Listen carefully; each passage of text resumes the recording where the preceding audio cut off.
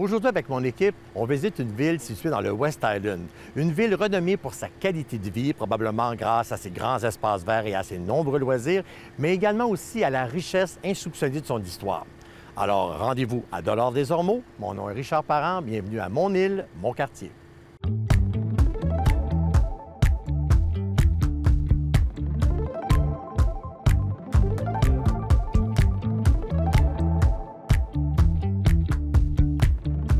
Ce que j'aime à l'émission, c'est le côté, le volet historique, qu'on parle, qu'on apprend à connaître les choses, tout ça. Et puis, aujourd'hui, Sarah, on est à la maison Boudria et ça a toute une histoire, puis ça existe encore, puis c'est encore utile, cette maison-là. Oui, donc c'est encore une des maisons qui tient debout après tant d'années. Celle-ci, elle a été construite en 1806. Il y a plusieurs propriétaires qui y sont passés durant les années, dont la fameuse Adeline Boudria, de là le nom de la maison. Il y a aussi les Meloches qui ont cultivé la terre jusqu'en 1952 environ, ce qui n'est pas négligeable. Non. Et quelques années plus tard, la ville a décidé d'acheter la maison et d'en faire son hôtel de ville jusqu'à environ 1976. Et aujourd'hui, c'est la salle de conférence du poste de police du SPVM. C'est vraiment magnifique comme endroit. Hein? Oui. Et là, on ne peut pas parler de Dollard-des-Ormeaux, de la ville de Dollard-des-Ormeaux, sans parler du personnage. Oui, donc le fameux sieur des Ormeaux. Donc lui est reconnu, malheureusement, il a perdu la vie lors de la bataille de Lonceau dans les années 1660. Mais, par exemple, il a réussi à bloquer les Iroquois d'anéantir Ville-Marie, qui est Montréal aujourd'hui. Et fait intéressant, ça a permis aux habitants de continuer à cultiver les terres et ne pas être en famine. Là, si on va revenir au 20e siècle. En 1960, avant 1960, c'était une municipalité, Dollard-des-Ormeaux. C'est devenu maintenant une ville. Qu'est-ce qui est arrivé pour que ça change de statut comme ça? Oui, bien, comme toute bonne ville, on a un désir de renouveau, de s'agrandir. Donc, à ce moment-là, il y avait un désir pour le premier conseil municipal d'urbanisation, notamment aussi avec la construction de la Transcanadienne dans 1963 environ. C'est sûr qu'il y a un petit côté moins positif à la chose. Donc, on défait des maisons, des terres, des champs pour faire, par exemple, des boulevards, le fameux boulevard Saint-Jean et des sources sur lesquelles on se trouve en ce moment. Mais il y a aussi des beaux côtés positifs. Donc, il y a eu la finalisation du fameux parc centenaire au milieu des années 70. Et il y a aussi une évolution au niveau du nombre d'habitants. Donc, il y avait environ, à cette époque-là, 22 000 habitants. Donc, il faut les divertir, ces gens-là. Oui. Donc, il y a eu la construction du premier cinéparc sur l'île de Montréal. Donc, c'était ici, à Dollard-des-Ormeaux, puis aussi le fameux centre civique. Fait important, c'est bien de noter que Dollard-des-Ormeaux a vécu des fusions et des fusions, mais maintenant, c'est une ville bien saine avec plus de 50 000 habitants. Sarah, tu es chanceuse parce que tu as eu la chance de rencontrer le conteur du village. Ce fameux conteur, il y a un nom aussi, André Laniel. Donc, il m'a raconté plusieurs faits importants, notamment qu'il y a eu un crash de bombardier ici sur le territoire durant la Seconde Guerre mondiale. On apprend des choses, hein? Est-ce que tu savais? Pas du tout. Mais il m'a appris plusieurs choses aussi pendant le reportage. Écoute, j'ai hâte d'aller voir ça. On y va? On y va. Merveilleux. L'année dernière, c'est-à-dire en 2021, on a participé au 60e anniversaire de fondation de la ville de Dollard-des-Ormeaux. On a remarqué que les gens s'étaient bien intéressés à l'histoire, de savoir, évidemment, qu'est-ce qui s'est passé durant les 60 dernières années. Mais il faut savoir que l'histoire de Dollard-des-Ormeaux, ça part bien plus loin que ça. On part de 1924, en réalité. Dollard-des-Ormeaux, il faut savoir que quand ça s'est séparé de la paroisse de Pierrefonds, qui est la paroisse du village, bien compliqué, c'est devenu un territoire enclavé. Bon, qu'est-ce qu'on veut dire par là? C'est-à-dire qu'il n'y avait pas d'accès à l'eau. Ce qui fait que quand il y a eu la construction des fameux chemins qu'on appelait les rangs Saint-Jean puis le rang des Ours, qui s'est même appelé au tout début Saint-Rémy, c'était des chemins nord-sud, qui fait qu'on partait de la rivière des Prairies, puis on s'en allait au lac Saint-Louis. Malheureusement, on va vous conter une histoire qui est bien importante. C'est que quand on a pris les rangs, le rang Saint-Jean puis le rang des Ours, puis qu'on en a fait des boulevards, malheureusement, les bulldozers sont rentrés là-dedans. Ça a tout détruit à peu près, je vais vous dire, 99,9 % des résidences qui existaient encore sur les terres. On est venu à bout d'en conserver 3. Celle d'Avila-Laniel sur Saint-Jean. La deuxième maison que je vais vous parler, c'est celle de M. Choret, qui était sur des sources. Pas bien loin aujourd'hui du boulevard Pierrefonds. Et puis qui aujourd'hui, il y a un restaurant grec qui est à l'intérieur. Vous rentrez dans la maison, vous voyez les belles poutres de l'époque, le beau plancher de bois là, en pin, là, des belles planches larges de même. Et puis, elle aussi est bâtie en pierre. Et aussi, on a la super belle maison Boudria sur des sources, où ce qui est aujourd'hui le poste de police. Je voudrais vous parler de quelque chose qui est bien intéressant, qui reste dans la mémoire du public, comme on dit. C'est le fameux film La petite Aurore, l'enfant martyr, qui a connu un succès extraordinaire à l'époque, qui s'est fait sur le rang Saint-Jean. C'était tous les extérieurs se sont faits sur la ferme des Trottiers. Et puis, aujourd'hui, je vous dirais que c'est dans le secteur du boulevard Saint-Jean et de la rue Westminster. Évidemment, quand il y a eu la construction, ce qu'on appelle, nous autres, l'urbanisation, ça a été provoqué un peu avec l'avenue de l'autoroute, qu'on appelait à l'époque la Transcanadienne. Ce qu'on dirait aujourd'hui, l'autoroute 40. C'est là qu'on a dit, il faut aussi élargir les fameux rangs. Ce que ça a fait, malheureusement, là, toutes les maisons ont été détruites, à part des trois qu'on en a parlé un peu. Ce qui fait que l'ancien temps est un peu disparu. Puis là, on est arrivé à l'urbanisation. Là, ça a fait, il y a eu des beaux développements, des belles maisons qui se sont bâties. Ça a amené du bien bon monde, du monde de l'extérieur.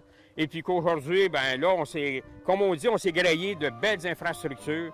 Puis ça fait que les gens, sont bien heureux.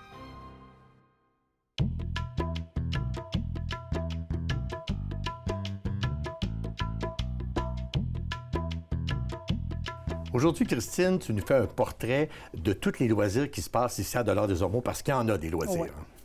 Le premier, en fait, c'est l'initiative Go DDO qui a pour objectif d'aider les jeunes et les encourager à avoir un meilleur mode de vie et rester plus actifs. Il y a beaucoup d'activités qui sont offertes pour toute la famille, que ce soit des activités et des ateliers pour améliorer leur mode de vie.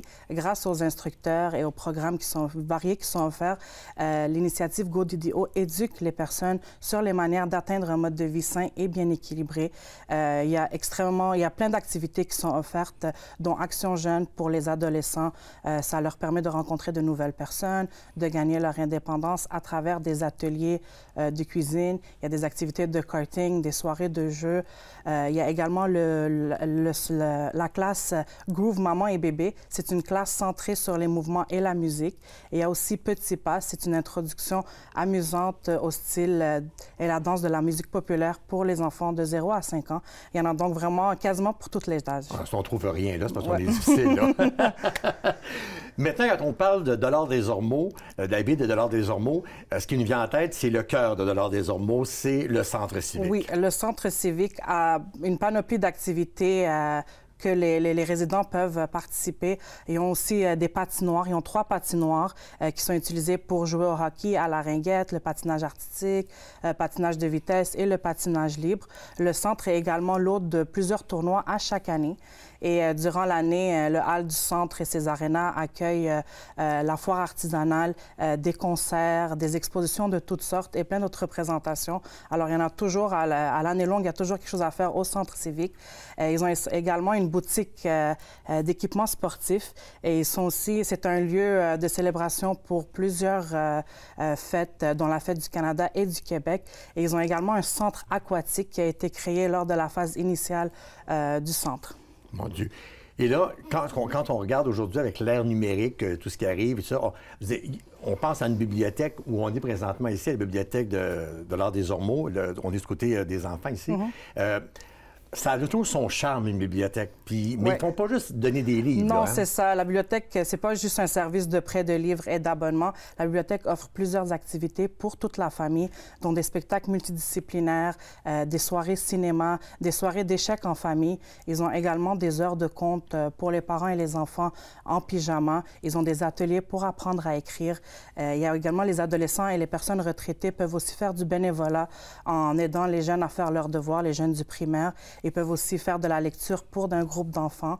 Il y a aussi les vendredis culturels qui sont offerts ici gratuitement dans le jardin de la bibliothèque. Et là, tu m'ouvres une porte quand tu parles de culturel. Oui. Ça m'amène à ton reportage parce que tu as rencontré quelqu'un d'intéressant aussi. Oui, là. j'ai rencontré Patrick Charon, qui est le directeur général du Centre d'art de Dollard, qui offre une panoplie d'activités. Alors, on va voir ça? Oui. Le Centre des arts de Dollard est une association située dans le centre civique de la ville de Dollard-des-Ormeaux. Là, on a un regroupement de studios et d'espaces où nous offrons, entre autres, chaque saison des cours d'art dans toutes les grandes disciplines. Le dessin, la peinture, la sculpture, la danse, le théâtre, la musique. On a une galerie d'art au Centre des arts, la Galerie de la Ville.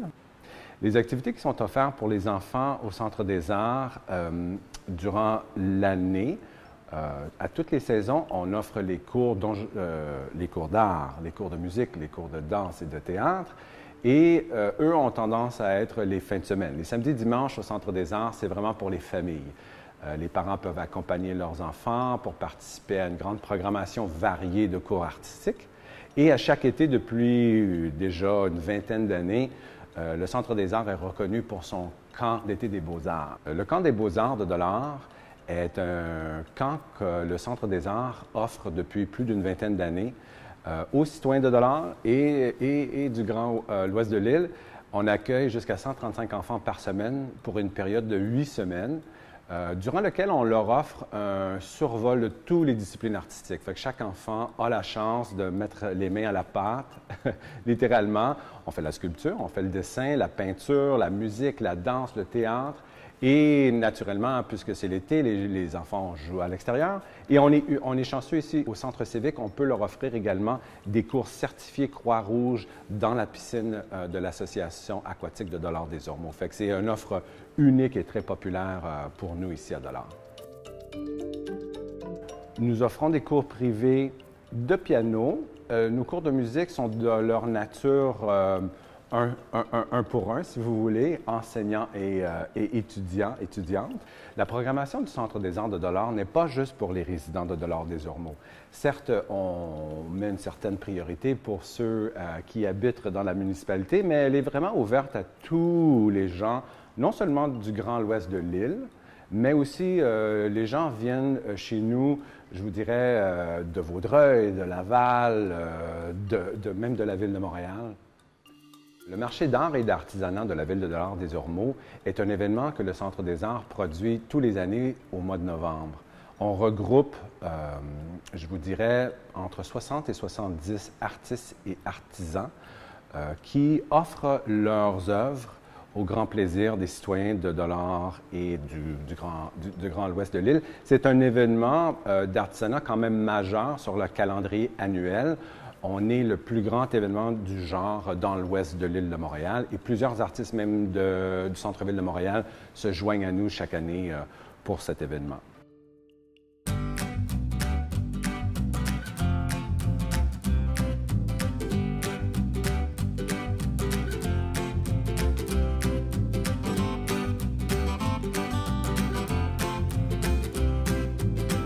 On a beaucoup parlé du centre civique où on retrouve plusieurs organismes, plusieurs activités également.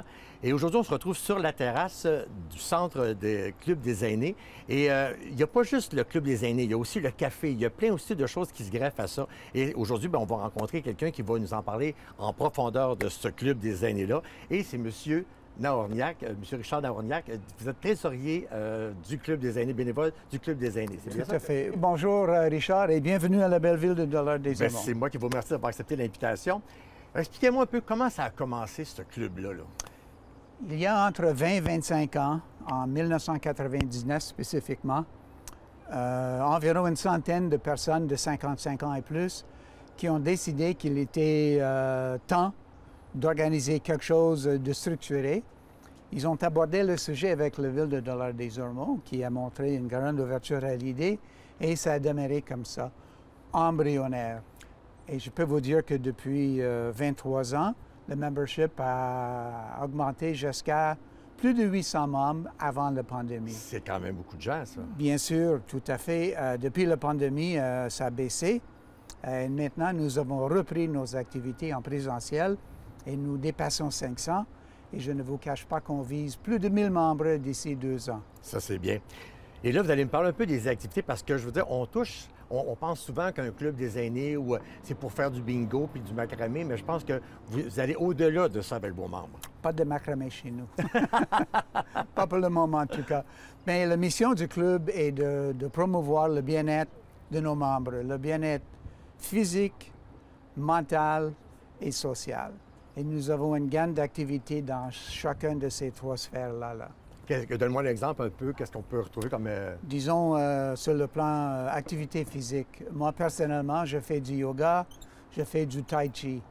Je joue au ping-pong, on joue au pickleball.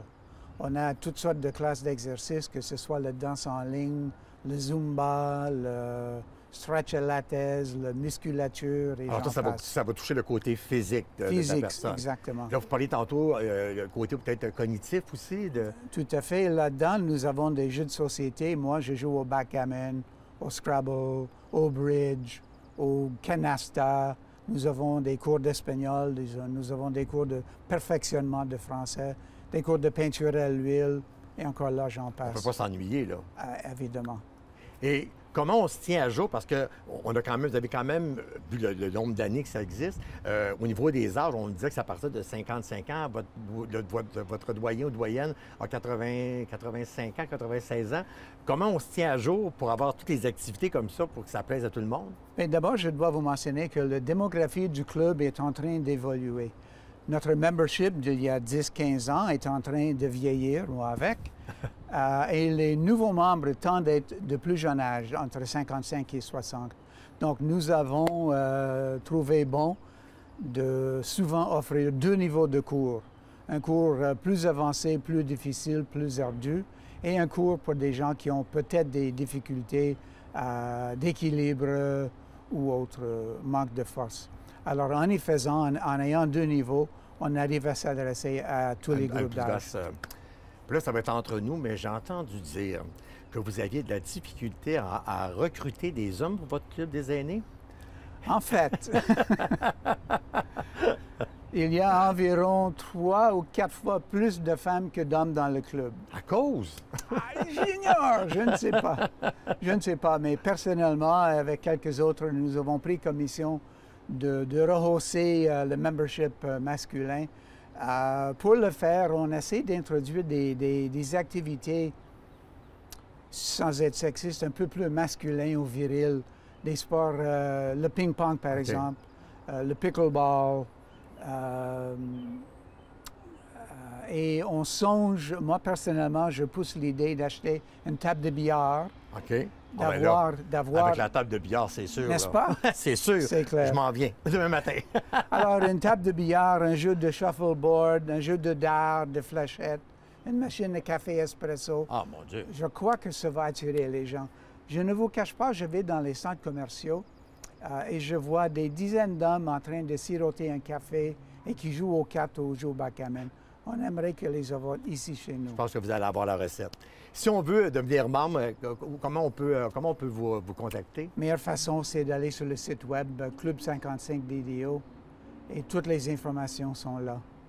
Bien, écoutez, je vous remercie infiniment. Ça fait un plaisir. Puis c'est sûr qu'après ça, s'il n'y a pas d'homme qui va chez vous, je ne sais pas ce que je fais. Richard, si vous voulez être membre, je peux vous faire un bon prix. Parfait. Alors, on va aller discuter de ça. À la prochaine. Merci beaucoup. Je vous en prie.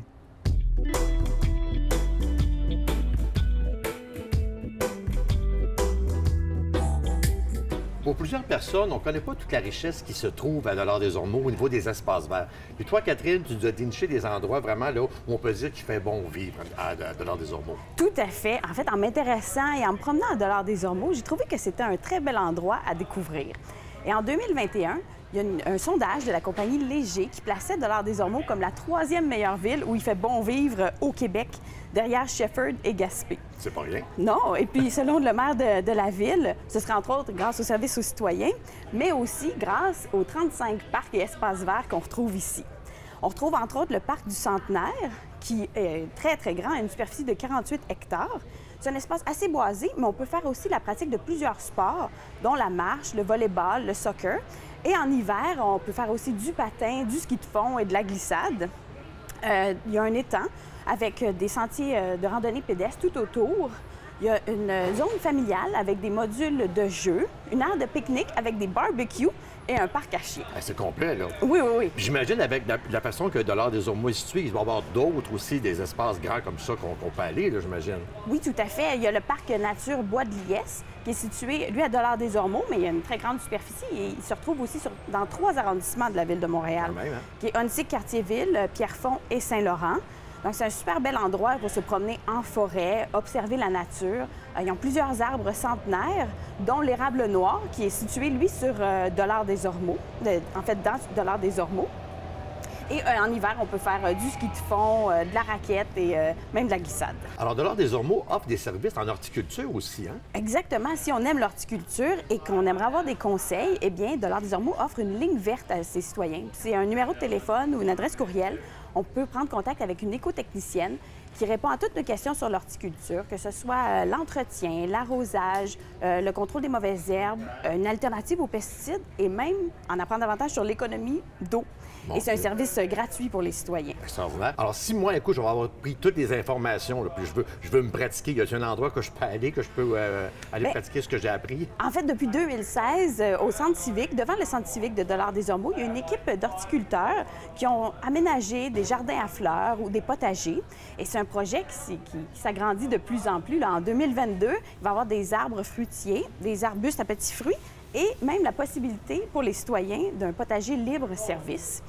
Et parce que présentement, là, toutes leurs récoltes sont remises à des organismes de charité. Okay. Mais là, si, mettons, là, comme moi, je suis vraiment nul, il y a toujours la possibilité de venir ici parce qu'on est dans un super bel endroit où il y a de la verdure, il y a des fines herbes, tout ça. C'est ça. Je peux venir acheter mes légumes ici, à la limite. Là. Oui, c'est ça. On est au marché de l'Ouest présentement. Et puis, il y a plein de fleurs, des légumes. Puis, il y a beaucoup de commerçants que j'ai rencontrés d'ailleurs et qui sont très fiers de leur commerce, mais surtout de leur clientèle. Allez, on va voir ça.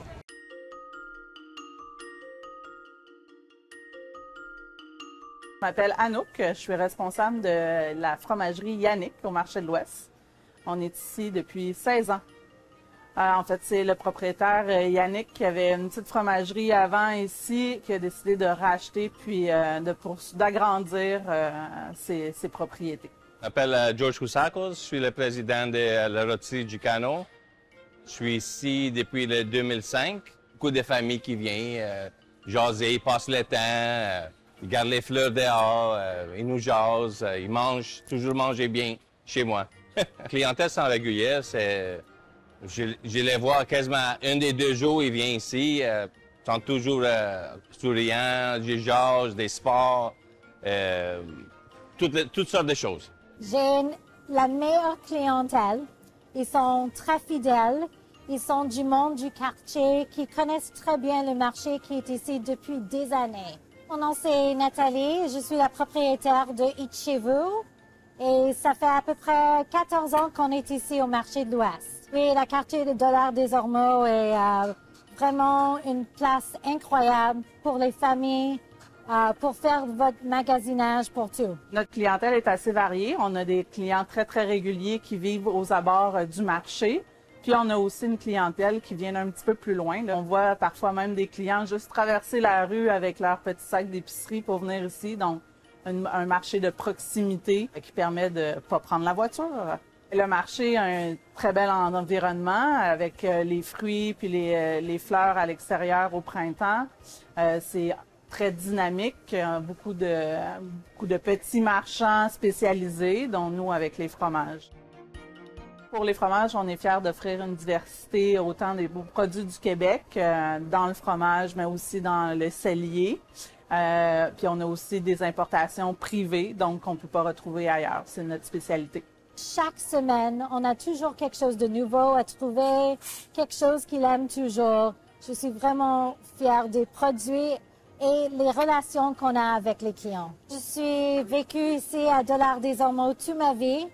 J'ai commencé une famille ici et c'était très important pour moi d'avoir ma commerce ici à Dollars, près de la famille, avec du clientèle que je connais bien.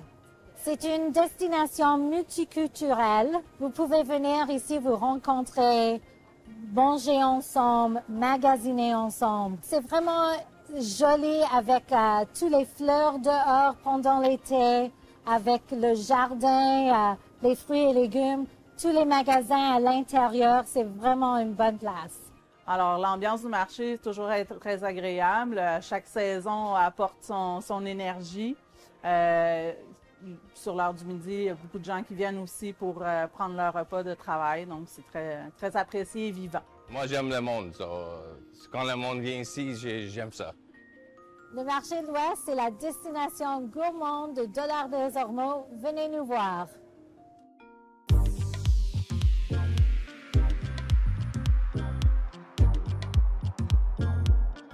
Eh bien, on est déjà rendu à la conclusion de l'émission.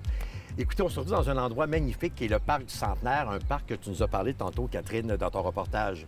Oui, et puis il y a une chose que je vous ai pas dite, mais c'est qu'il y a une super piste cyclable qui débute ici au Parc du Centenaire. On peut aller dans l'est de Montréal, faire le tour de l'ouest et même aller jusqu'à Laval. Quand même. Et on a parlé du centre civique qui était quand même le cœur de Dollard des Ormeaux. Et toi, Christine, c'est venu te chercher ça. Oui, bien, c'est le centre communautaire de Dollard des Ormeaux qui offre plein d'activités. Ils ont même une belle terrasse sur le toit. C'est bien. Et Sarah, eh bien toi, Sarah, c'est le côté, je pense, diversité hein, qui vient aussi te chercher quelque chose là-dedans. Là. Ce qui m'a touchée, c'est la grande diversité, notamment des lieux de culte. Je pense au magnifique le temple hindou. Donc, on voit qu'il y a une ouverture d'esprit ici.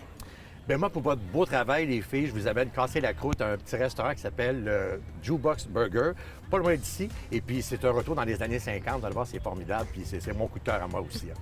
Alors, ouais, c'est ce qui termine notre émission pour aujourd'hui. Alors, je vous dis à la prochaine pour une autre émission de Mon île, mon quartier.